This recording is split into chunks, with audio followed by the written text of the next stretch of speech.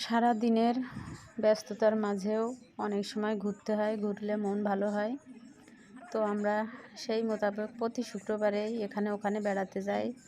আজকে আমরা চলে গেলাম ফুলের রাজ্য গদখালি।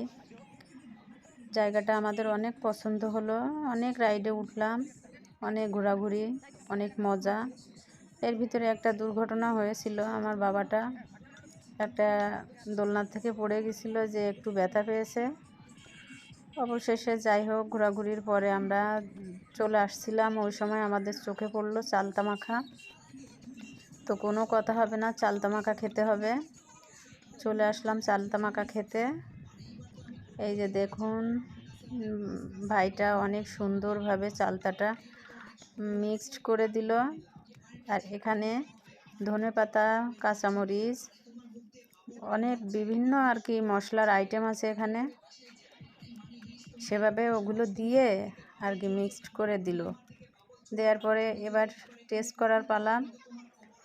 এবার মুখে দিতেই যে এত সুন্দর একটা স্বাদ, আগে কখনোই মনে হয় এরকম স্বাদ পাইনি।